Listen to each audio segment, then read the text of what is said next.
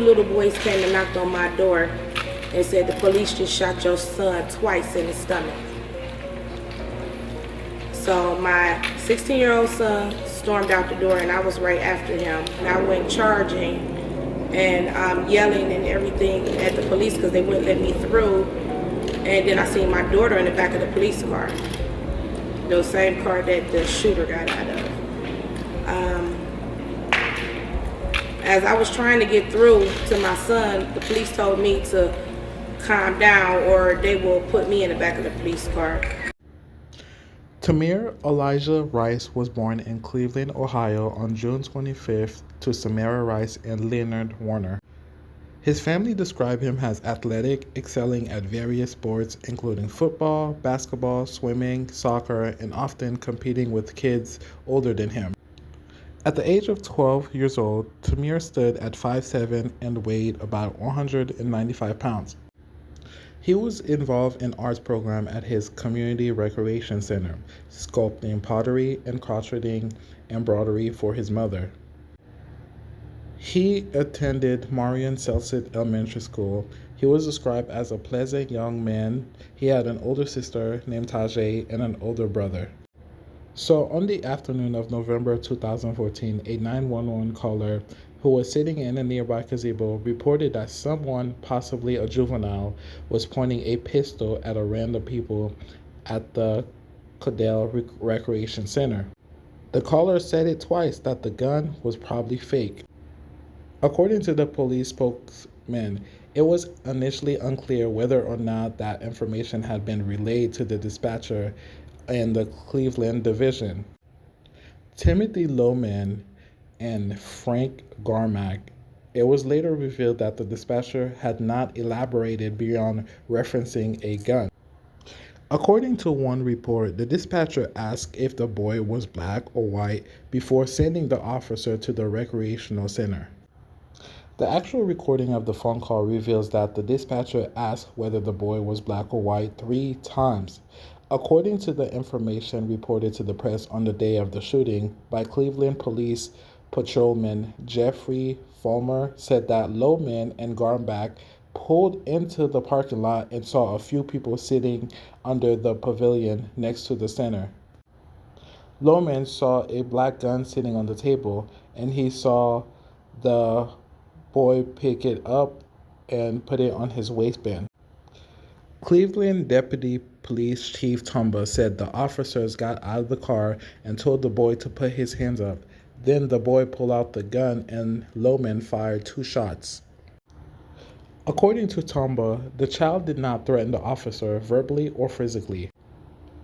The day of the video of the shooting was released, Tumba is quoted saying Lohman shouted from the car 3 times at Tamir to show his hands as he approached the car.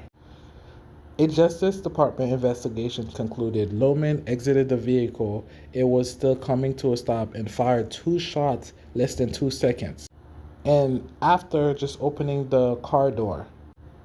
The following day, Tamir Rice died at the Metro Health Medical Center.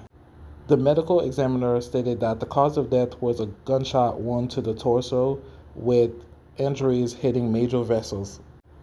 A surveillance video was released without the audio of the shooting by CDP after pressure from the public and Tamir's family. It showed Tamir facing around the park, occasionally extending his right arm. The video briefly shows Tamir talking on a cell phone and sitting at the picnic table in the gazebo. Then you see a patrol car moves at high speed across the park and stops at the gazebo. Tamir appears to move his hand. The entire incident happened within the span of 2 seconds. According to Judge Ronald, in a judgment entry on the case, he said the extended event turned deadly quickly.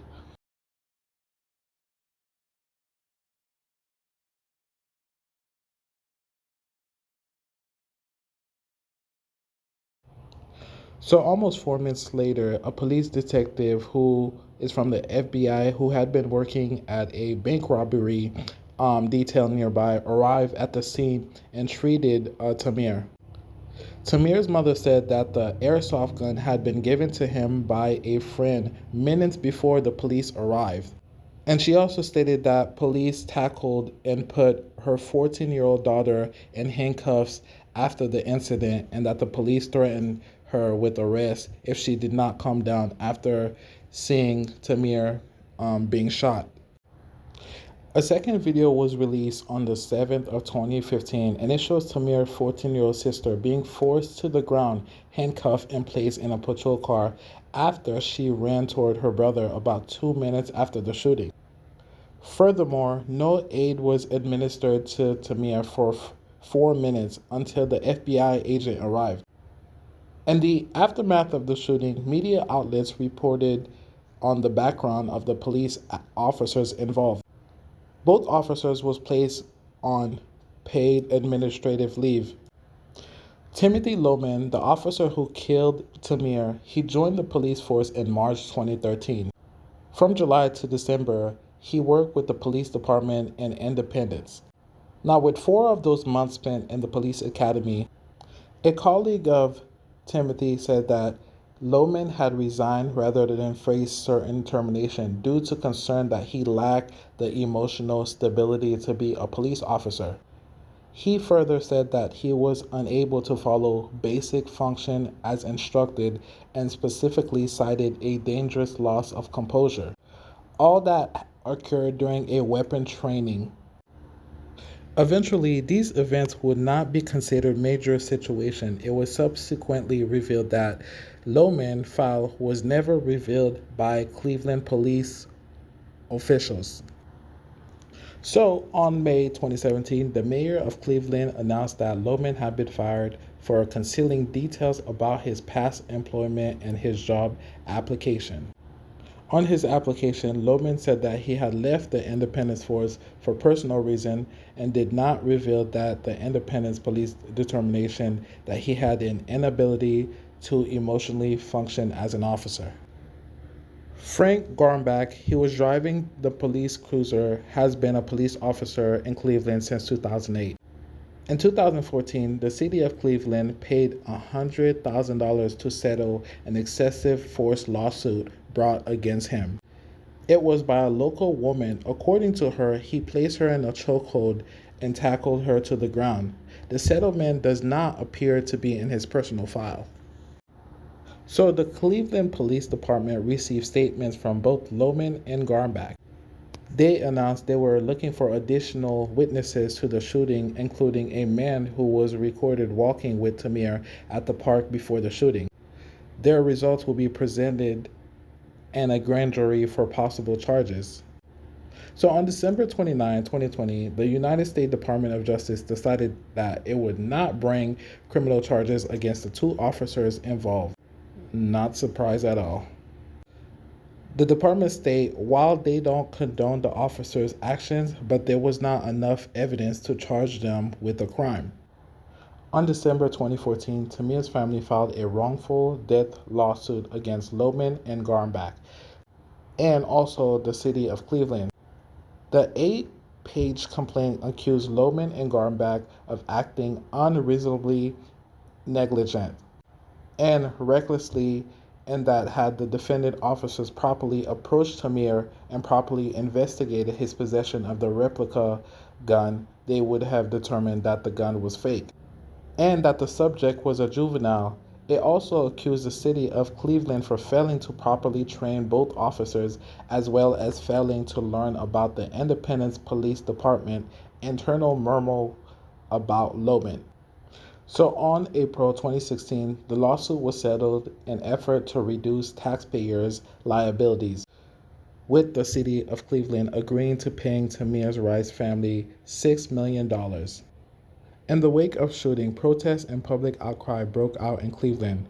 Tamir's family pleaded with the protests to remain peaceful in their activities.